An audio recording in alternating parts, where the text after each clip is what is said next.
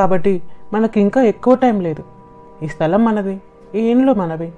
మనం గట్టిగా నిలబడితేనే గవర్నమెంట్ కూడా సహకరిస్తుంది. దానికి ఎంతో కొంత విరాళం ఇద్దాం. ఏమంటారు? నేను చెప్పింది అర్థమైందనుకుంటాను. అర్థమైంది. ఇంకా వేరే ఏమైనా ఉంటే చెప్పు. నేను తొందరగా ఇంటికి వెళ్ళాలి. ఈరోజు శనివారం కదా, ఇంట్లో అందరూ ఉంటారు. జాన్, నువ్వు చెప్పింది నాకు అర్థం కాలేదు. ఎక్కడ అర్థం కాలేదు? నన్ను క్షమించండి, నేను సరిగ్గా వినలేదు. కాబట్టి మీరు చెప్పిందేం నాకు అర్థం కాలేదు. కొంచెం మొదటి నుంచి చెప్పగలరా? ఏంటి? ఏం వినలేదా? సరేలే, నేను మళ్ళీ చెప్పలేను. కొంచెం జాగ్రత్తగా వినండి. ఏం వినలేదా? మనం పొద్దుననగా వచ్చాం. అప్పటి నుంచి మాట్లాడుతుంటే మైండ్ ఎక్కడ పెట్టుకున్నావు? నీకు అర్థమయ్యేంత వరకు చెప్పడానికి ఇక్కడెవరు ఖాళీగా లేరు. నాకు అసలు నువ్వు చదువుకున్నావా అని అనుమానం వస్తుంటుంది. చిన్న పిల్లోడిలా బిహేవ్ చేస్తావు. అంటే నన్ను ఇప్పుడు చదువులేని మొద్దునని అంటున్నారా? అంటే డైరెక్ట్గా నన్ను పనికిరాని వాడినని అంటున్నారా?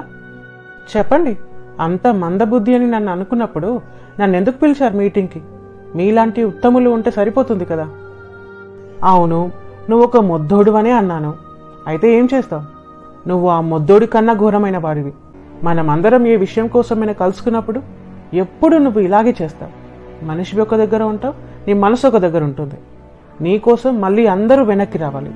నీకన్నా చదువుకునే వాళ్ళు చాలా బెటర్. జాన్, విన్నావా? అందరి ముందు నన్ను ఎన్ని మాటలు అంటున్నారో. అలాంటప్పుడు నన్ను ఎందుకు పిలిచారు? నువ్వే చెప్పు. సరే ఇంకా వదిలేయండి. మధ్యలో జాన్ ఎందుకు తీసుకొస్తున్నావు? ధైర్యం ఉంటే నాతోనే మాట్లాడు. మనం ఎప్పుడు గాదరైనా ఎవరైనా ఏదైనా టాపిక్ మాట్లాడుతున్నప్పుడు ఒకటే ప్రశ్నలు అడుగుతూనే ఉంటావు. నీకన్నీ ఈ అని చిన్న పిల్లలకు చెప్పినట్టు చెప్పాలి. అయినా నేను నీకంటే వయసులో పెద్దవాణ్ణి. నేను నిన్ను పేరు పెట్టి పిలుస్తున్నానని నువ్వు కూడా నా పేరు పెట్టి పిలుస్తున్నావు. కొంచెం కూడా మేనర్స్ లేకుండా. ఏంటి? నేను మిమ్మల్ని పేరు పెట్టి పిలిచానా? ఇంతమంది సాక్షులున్నారు. అడగండి, నేను పేరు పెట్టి పిలిచానేమో. నీకు జ్ఞాపక శక్తి కూడా లేదా? ఒక మెమరీ కార్డ్ కొనుక్కో, కనీసం మందులో అయినా దాచుకోవచ్చు. నాకే బ్రెయిన్ లేదంటావా? ముందు నీ విలువ తెలుసుకో. మా దగ్గర కూర్చునేంత లెవెల్ ఉందా నీకు? మా మధ్యన కూర్చున్నంత మాత్రాన మా లెవెల్కి రావు, గుర్తుపెట్టుకో. నన్నే అవమానిస్తున్నావు కదా. అవును, నేను తక్కువ స్థాయిలోనే ఉన్నాను, కానీ అదంతా నేను సంపాదించిన ఆస్తి. నీలా తండ్రి ఆస్తి మీద బతకలేదు. నీకు నువ్వుగా ఒక కార్ అయినా కొనగలవా?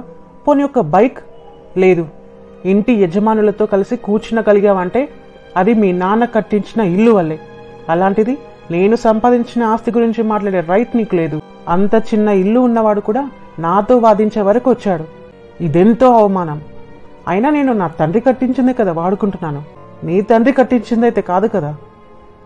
ఇంకా చాలు, ఎంతసేపు గొడవ పడతారు? చూడు, నా గురించి మాట్లాడే రైట్ తనకెక్కడుంది? నేను ఎలా బతికితే తనకెందుకు? నాకేమైనా సహాయం చేస్తున్నాడా, లేక నన్ను నా కుటుంబాన్ని భరిస్తున్నాడా?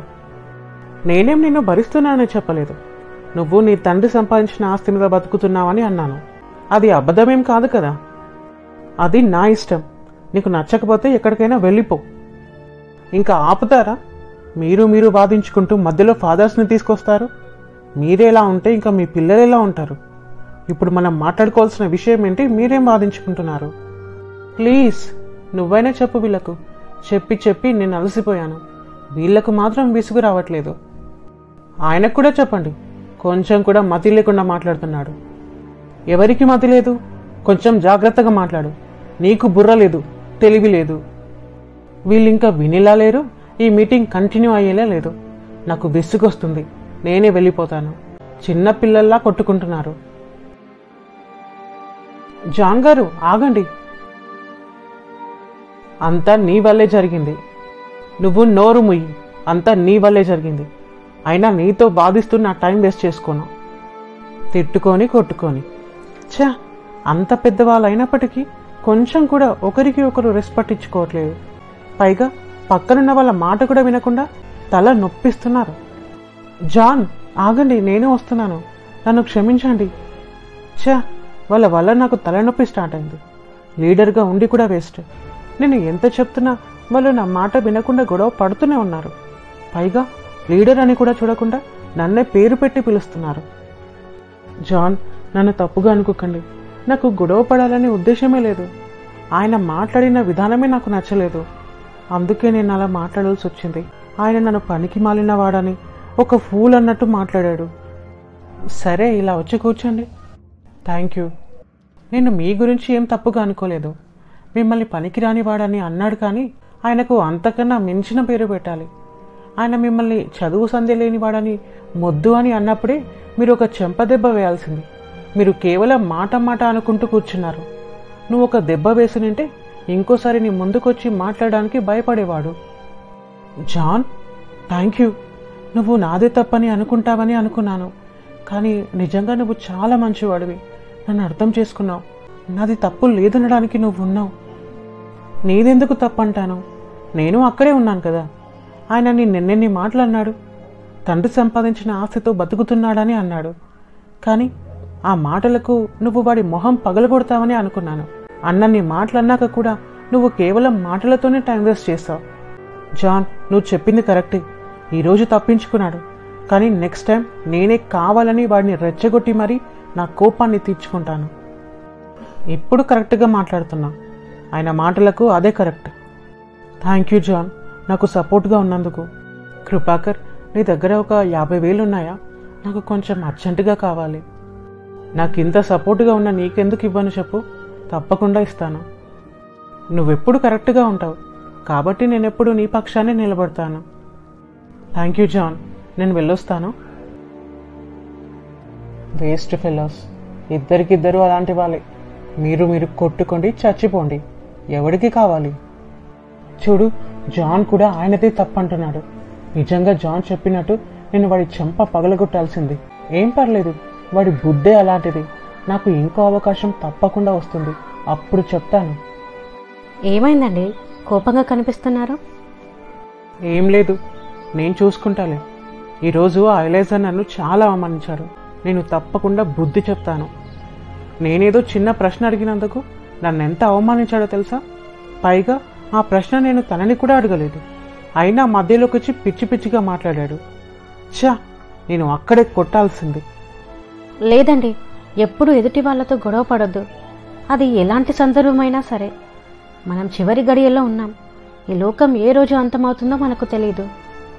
సాతాను ప్రతి చిన్న సమయాన్ని కూడా ఉపయోగిస్తాడు మనం పాపం చేయడానికి. వాడికి మనం అవకాశం ఇవ్వకూడదు. మనం ఎప్పుడు దేవుని రాకడికి సిద్ధంగా ఉండాలి. ఇలా నువ్వు మాట్లాడగలుగుతున్నావంటే ఆయన మాటలు వినలేదు కాబట్టి. విన్నింటే నువ్వు ఇలా మాట్లాడదానివి కాదు. ఆయన మాటలకు జాన్కి కూడా చాలా కోపం వచ్చింది, అందుకే అక్కడి నుంచి వెళ్ళిపోయారు. మరేం పర్లేదు, ఆయన సంగతి నేను తేలుస్తాను. లేదండి, మీరు ఎక్కువ గొడవ పడకుండా రావటమే మంచిదైంది. మనం ఎవరి మాటలకు లొంగకూడదు. మనం ఎవరి మాటలు వినాలంటే ఎవరైతే ఇదిగో దేవుని సన్నిధిలో గడుపుదామని పిలుస్తారో, ఎవరైతే ఇదిగో దేవుని వాక్యాన్ని ధ్యానిద్దామని పిలుస్తారో వారి దగ్గరే ఉండాలి. వారితోనే సహవాసం చేయాలి. వారి మాటనే వినాలి.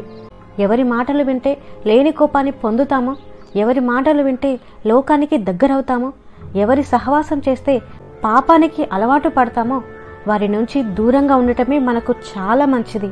శరీరం ఆత్మకు కొన్నిసార్లు శత్రువుగా మారుతుంది.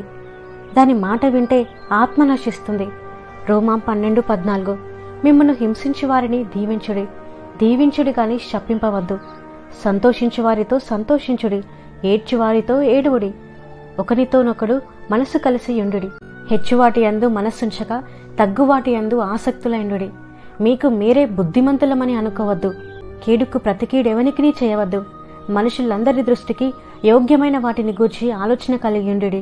శక్యమైతే మీ చేతనైనంత మట్టుకు సమస్త మనుషులతో సమాధానముగా ఉండుడి. ప్రియులారా, మీకు మీరే పగ తీర్చుకొనక దేవుని ఉగ్రతకు చోటియుడి. పగ తీర్చుట నా పని, నేనే ప్రతిఫలమిత్తును అని ప్రభువు చెప్పుచున్నాడని వ్రాయబడి ఉన్నది. కాబట్టి నీ శత్రువు ఆకలిగొని ఉంటే అతనికి భోజనము పెట్టుము, దప్పిగొని ఉంటే దాహమిమ్ము. అలాగు చేయటం వలన అతని తల మీద నిప్పులు కుప్పగా పోయిదువు. కీడు వలన జయింపబడక మేలు చేత కీడును జయించుము. గొడవలు పడటం, చెడ్డ మాటలు పలకడం, పగలు, ఇవి దేవునికి నిన్ను దూరం చేస్తాయి. దేవుని మాటను వినకుండా ఎవరైతే నాశనానికి వెళ్ళేలా రెచ్చగొడతారో వాళ్ళ మాటను వింటే ఎలా? నువ్వు ఇలాగే మాట్లాడుకుంటూ కూర్చుంటావా, లేక నాకు అన్నం ఏమైనా పెడతావా? నాకు ఆకలిగా ఉంది. అవునా, చెప్పండి, ఏంటి విషయం? జాన్, నన్ను క్షమించండి. నేను నా నోటిని కంట్రోల్ చేసుకోలేకపోయాను. ఇంకా ఇంకోసారి ఇలా ప్రవర్తించను. నా గౌరవాన్ని నేనే పోగొట్టుకున్నాను. నన్ను క్షమించండి. క్షమించాలా? ఎందుకు? నువ్వేం తప్పు చేశావు? ఆయనే నిన్నన్న నీ మాటలు అన్నాడు. పెద్దవాడని కూడా చూడకుండా లేవాలంటూ మాట్లాడాడు. నీ కష్టంతో నువ్వు బతుకుతున్నావు. తనలా కూడబెట్టిన ఆస్తిని అనుభవించట్లేదు కదా. జాన్, నిజంగా నువ్వు చాలా మంచివాడివి. అంతా గమనించి నన్ను అర్థం చేసుకున్నందుకు థ్యాంక్ యూ. నువ్వు నాది తప్పని అనుకుంటావు అనుకున్నాను. నేనెందుకు తప్పుగా అనుకుంటాను? ఆయన కంటే పెద్దవాడివి. నీ కల్లోకే చూస్తూ మాట్లాడుతుంటే చెంప మీద ఒకటి వేయాల్సింది. వాడి మాటలకు నాకు అలాగే అనిపించింది. కానీ అందరూ నాదే తప్పని అనుకుంటారని నేనేం చేయలేదు. ఎందుకు అనుకుంటారు? ఆయన నిన్నెన్నెన్నో మాట్లాడినాడు, కొంచెం కూడా గౌరవం లేకుండా. ఆ మాత్రం పడకపోతే పెద్దవాళ్ళకి ఎలా గౌరవిస్తాడు ఇంకా? అవును, నిజంగా నేను కొట్టకుండా తప్పు చేశాను. ఇంకోసారి నా జోలికొస్తే నా చేతులతో పిచ్చి పిచ్చిగా కొడతాను. అందుకు నేను కూడా నీకు సహాయం చేస్తాను. Thank you. నాదే తప్పేమో అని అనుకున్నాను, కానీ అందరికీ తను చేసిన తప్పే కనిపించింది. వాడిని మాత్రం వదిలేదే లేదు. జాన్, నువ్వు నిజంగా చాలా మంచివాడివి. దేవుడు నిన్ను గొప్పగా దీవిస్తాడు. నాకు కొంచెం మనీ కావాలి, ఒక 70,000 వరకు. చాలా అవసరం ఉంది. కొంచెం హెల్ప్ చేస్తావా? తప్పకుండా చేస్తాను. నువ్వు చాలా మంచివాడివి. నీలాంటి వాళ్లకు కాకుండా ఇంకెవరికి ఇస్తాను? ఒకవేళ నా దగ్గర లేకున్నా ఎవరినైనా అడిగి మరీ ఇస్తాను. నువ్వేం భయపడకు. ఎలాంటి సందర్భంలో అయినా నేను నీకు తోడుగా నిలబడతాను. Thank you John. నేను వెళ్ళొస్తాను. వీడు కూడా ఒక వేస్ట్ ఫెలోనే. ఏం చెప్పినా నమ్ముతాడు.